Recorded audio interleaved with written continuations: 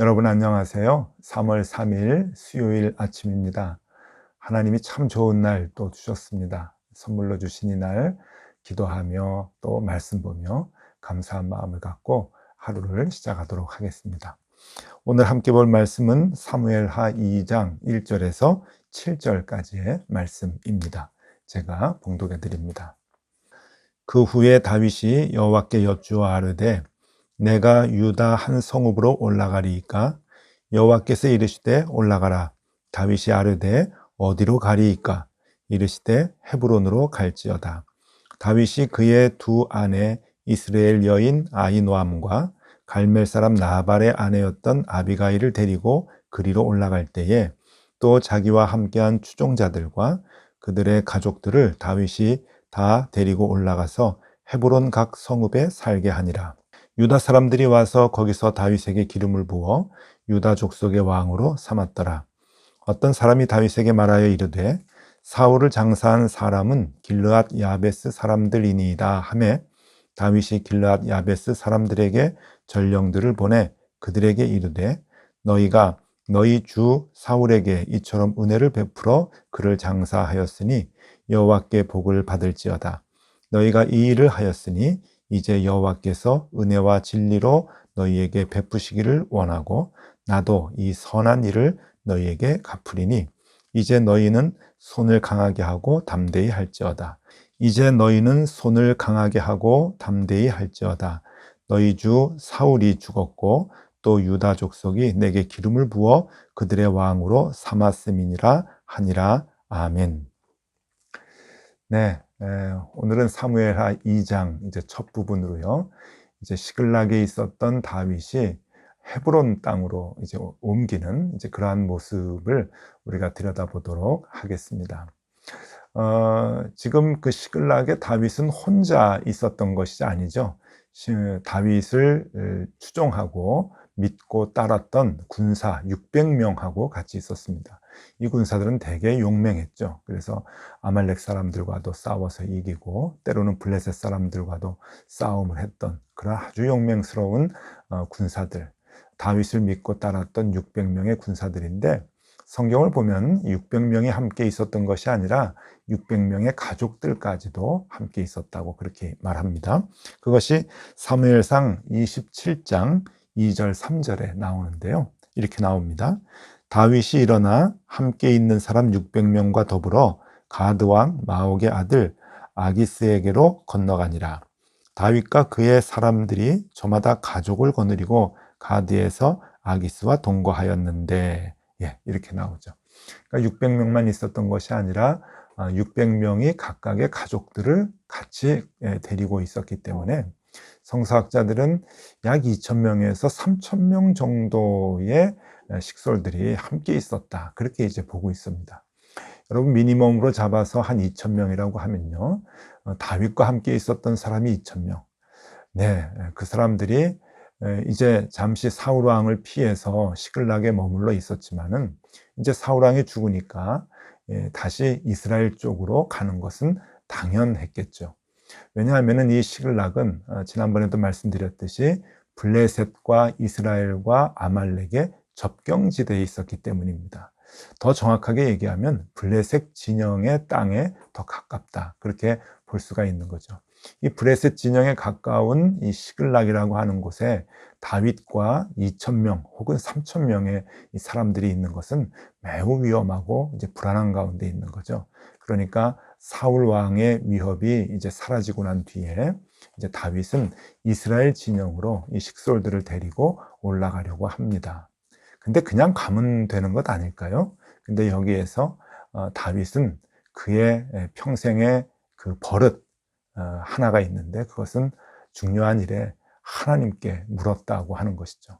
이 순간에도 하나님께 질문을 합니다. 그 질문의 내용이 이제 1절에 나오는데요.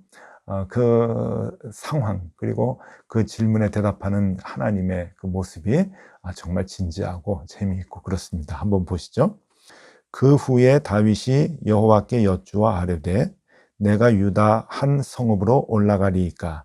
여호와께서 이르시되 올라가라. 다윗이 아뢰되 어디로 가리이까? 이르시되 헤브론으로 갈지어다. 네. 그럼 두 번 질문을 하죠. 올라갑니까? 맙니까? 2,000명 데리고 내가 어떻게 해야 됩니까? 하나님이 말씀하십니다. 올라가라. 네, 그럼 올라가면 올라가겠는데, 그럼 어디로 갑니까? 헤브론으로 가라. 이제 그렇게 얘기합니다.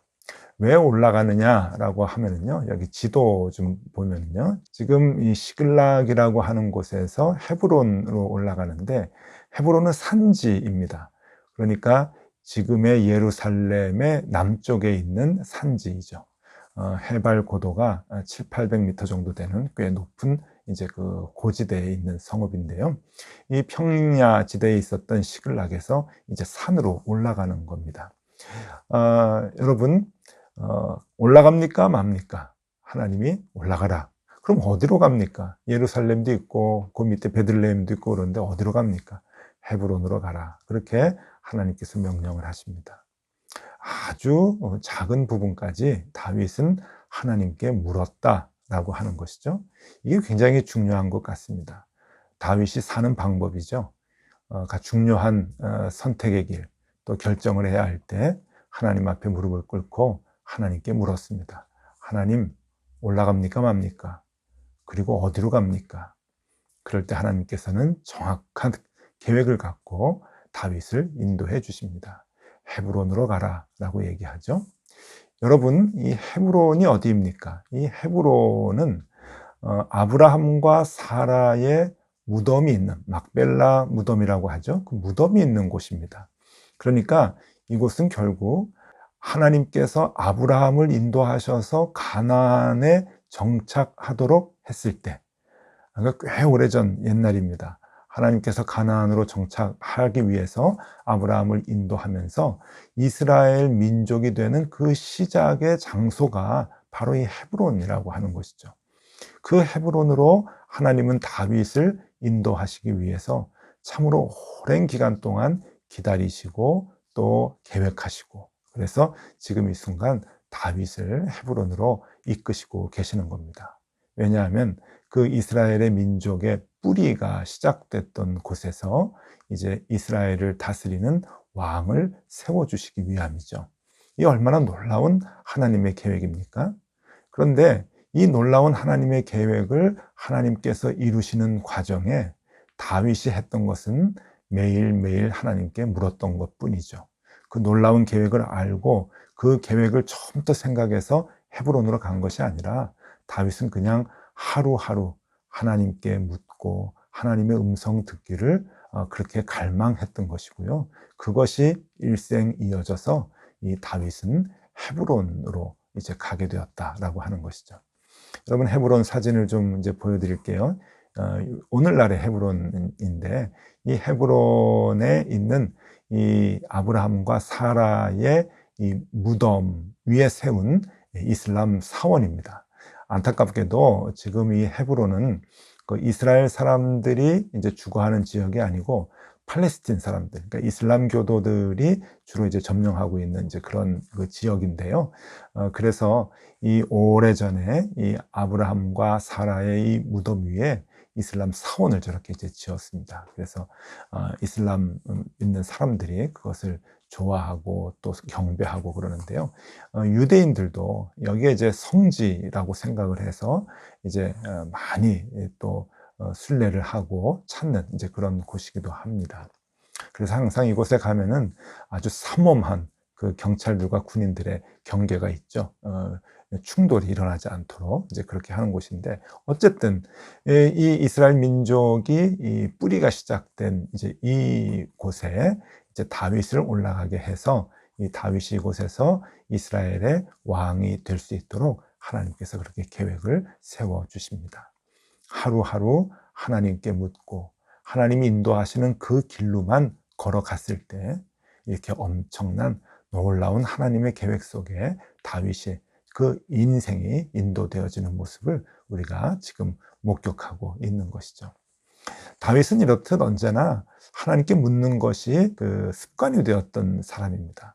사무엘상, 사무엘하 보면은 언제나 큰일이 있을 때 이 다윗은 하나님께 물었던 것이 굉장히 많이 나오는데, 여러분 그 사무엘상 30장 7절과 8절에 보면은 이러한 내용이 나옵니다. 제가 읽어드리겠습니다. 다윗이 아히멜렉의 아들 제사장 아비아달에게 이르되 원하건대 에봇을 내게로 가져오라. 아비아달이 에봇을 다윗에게로 가져가매 다윗이 여호와께 묻자와 이르되 내가 이 군대를 추격하면 따라잡겠나이까 하니 여호와께서 그에게 대답하시되 그를 쫓아가라. 내가 반드시 따라잡고 도로 찾으리라. 네, 전쟁을 하고 있었죠. 전쟁을 하고 있는데 다윗이 전쟁 중에 하나님께 묻습니다. 하나님, 저 쫓아가야 됩니까? 말아야 됩니까? 하나님이 대답하시죠. 쫓아가라. 그러면 하나님의 말씀을 듣고 쫓아가는 것이고, 하나님이 쫓아가지 말아라 그러면은 쫓아가지 않는 거죠. 그 전쟁의 와중에 언제나 이 다윗의 초점은 하나님의 입에 있었다고 하는 겁니다. 하나님의 음성, 그 음성을 듣고 언제나 큰 일을 감당했던 것이죠. 이러한 모습은 뭐 여러 군데 나오는데 또 하나 좀 소개시켜 드리면은요, 사무엘상 23장 9절에서 11절까지 말씀입니다. 다윗은 사울이 자기를 해하려 하는 음모를 알고 제사장 아비아달에게 이르되 에봇을 이리로 가져오라 하고, 다윗이 이르되 이스라엘 하나님 여호와여, 사울이 나 때문에 이 성읍을 멸하려고 그일라로 내려오기를 꾀한다 함을 주의 종이 분명히 들었나이다. 그일라 사람들이 나를 그의 손에 넘기겠나이까? 주의 종이 들은 대로 사울이 내려오겠나이까? 이스라엘 하나님 여호와여, 원하건대 주의 종에게 일러 주옵소서 하니 여호와께서 이르시되 그가 내려오리라 하는지라. 네, 여러분, 이 말씀을 보면은 사울이 나를 잡으러 내려온다고 들었습니다. 하나님 내려옵니까? 정말 내려옵니까? 물어보는 겁니다. 그때 하나님이 내려온다. 그리고 나서 하나님의 음성을 듣고 그 뒤에 행위를 결정하게 되는 것이죠. 이렇듯 다윗은 중요한 일들을 해나갈 때 하나님께 묻는 습관이 있었습니다. 근데 여러분, 여기에는 공통점이 있죠. 그 공통점은 대제사장에게 에봇을 가져와라 라고 하는 겁니다. 여러분, 이 에봇이 뭔가 하면요, 한번 보겠습니다. 지금 이 그림은 대제사장의 복장입니다. 이 대제사장의 복장 굉장히 복잡하죠. 이 레위기, 민수기의 이 복장들의 이 규정들이 나와 있는데 이렇게 규정대로 만들어 입으면은 이렇게 모양이 되고 화려합니다. 여기에서 에봇 부분이 어딘가 하면은 바로 여기입니다. 에봇, 이 그 흉패, 가슴에 있는 곳에 이렇게 이제 에봇을 만들어서 여기 이제 12개의 모양이 이렇게 있죠. 그 주머니가 있고 또 이렇게 색깔을 넣고 그랬는데 이 12개는 이스라엘의 12지파를 의미하는 것이죠. 그런데 이 에봇은 어떤 의미로 이제 자주 쓰였는가 하면은 하나님의 뜻을 물을 때, 하나님의 의사가, 하나님의 마음이 어디에 있는가라고 하는 것을 여쭤볼 때 이 에봇을 자주 사용을 했습니다. 이 에봇에 뭐를 넣는가 하면은 우림과 둠빔이라고 하는 돌을 집어넣죠. 우림, 둠빔 한번 보십시오. 어떻게 보면 이제 바둑알 같기도 한 흑백의 돌, 조그만 돌. 그러니까 우리나라 사람들이 이제 아이들이 공기하는 그 공깃돌 모양, 그 크기 정도의 돌입니다. 그것을 이 에봇에다가 이제 넣고 하나님께 묶어서 그것을 빼는 겁니다. 그러면 이제 어떤 모양의 어떤 색의 돌이 나오느냐, 우림이 나오느냐, 둠빔이 나오느냐 하는 것을 가지고 하나님의 뜻을 이제 받아들이는 그러한 이제 일들을 했는데, 이것을 다윗이 늘 자기 생활 가운데서 즐겨 사용을 했던 것이죠. 그러니까 인생의 중요한 그러한 그 길목마다 대제사장에게 에봇을 달라고 부탁을 해서 그 에봇에 우림과 둠빔을 넣고 하나님의 뜻을 묻는 일을 다윗은 늘 즐겨 했다고 하는 겁니다. 여러분, 우리가 이 에봇을 만들고 우리도 이 에봇 안에 우림과 둠빔을 넣고 뭐 점괘를 이렇게 보듯이 그렇게 그 돌을 꺼내서 하나님의 뜻을 뭐 이렇게 듣고 또 하나님의 뜻이라고 생각하고 그럴 필요는 없겠죠. 이것은 상징적 의미입니다. 그건 뭔가 하면은 언제나 다윗이 하나님의 음성에 귀를 기울였다라고 하는 것이죠. 요즘 말로 표현을 하면은 언제나 다윗은 힘들고 어려울 때, 중요한 결정을 할 때 하나님 앞에 무릎을 꿇고 기도를 했다라고 라고 하는 그러한 의미입니다. 그렇게 하루하루 하나님 앞에서 기도하고 하나님의 음성을 듣고 한 발짝 한 발짝 나아갔던 다윗, 그 결과가 무엇입니까? 헤브론으로 인도하는 것이죠. 하나님의 약속의 땅 헤브론, 그곳에서 이스라엘의 왕이 탄생하는 그러한 모습이 보여지게 되는 겁니다. 여러분, 우리에게 주는 교훈이 참 큽니다. 우리가 어느 산꼭대기를 정해놓고 목적지를 정해놓고 하나님 거기 가게 해주세요, 막 그렇게 기도할 수도 있고 때를 쓸 수도 있겠죠. 그런데 더 중요한 것은요, 그 목적을 정해놓고 그냥 달려가는 것이 아니라 하나님의 음성을 매일매일 듣는 것이 더 중요하다고 하는 것이죠. 하나님, 내가 어떻게 할까요? 지금 싸움을 하는데 쫓아갈까요, 말까요? 지금 나를 잡으러 사울이 오는데 오늘 옵니까, 안 옵니까? 하나님, 내가 산으로 올라갈까요, 말까요? 올라가면 어디로 갈까요? 생활 속에서 늘 우리가 결정해야 하는 그러한 상황들, 그것을 다윗은 하나님께 묻고 하나님의 의사를 존중하여 굳게 믿고 그 길로 늘 갔던 것이죠. 그것이 하루하루 하나님의 음성을 듣고 한 발짝 한 발짝 내딛는 것이 하나님이 다윗을 향한 엄청난 그 인생의 계획을 이루어가는 과정이 된다고 하는 겁니다. 여러분, 오늘은 이거 하나면 충분할 것 같습니다. 여러분께 묻겠습니다. 여러분에게는 삶의 중요한 결정 그리고 중요한 길을 선택을 할 때마다 여러분들은 무엇을 하십니까? 여러분은 여러분들의 삶 속에서 에봇을 갖고 계십니까? 하나님께 기도하고 하나님의 음성을 듣고자 하는 그러한 마음이 있으신가 하는 겁니다. 그리고 그러한 장소가 있으십니까? 그리고 그러한 시간을 언제나 하나님 앞에 내놓고 사십니까? 그것을 에봇이라고 합니다. 여러분, 저도 그렇고 여러분들도 그렇고 매일매일 중요한 선택을 하며 삽니다. 여러분, 우리가 그 선택 결정을 해나갈 때 한번 에봇을 쥐면 좋겠습니다. 에봇을 손에 쥐고 하나님께 묻는 겁니다. 하나님, 어떻게 하면 좋겠습니까? 하나님, 일러주십시오. 그렇게 우리가 하나님께 간절히 기도하고 간구할 때 하나님은 여러 가지 상황을 통해서 그리고 여러 가지 조건들을 우리를 이렇게 보여주시면서 우리를 하나님의 뜻의 그 길로 인도해 주시고 이끌어 주시고 몰고 가실 것입니다. 네, 오늘도 중요한 결정 하시는 순간이 있으십니까? 오늘도 아주 어려운 선택을 해야 하는 일이 있으십니까? 다윗과 같이 에봇을 준비하십시오. 하나님, 어떻게 하면 좋겠습니까? 묻는 시간을 꼭 가지십시오. 그럴 때 하나님께서 정말 틀림없는 그 길을 선택하게 해주시고 그리고 좋은 길로 우리를 인도해 주실 것입니다.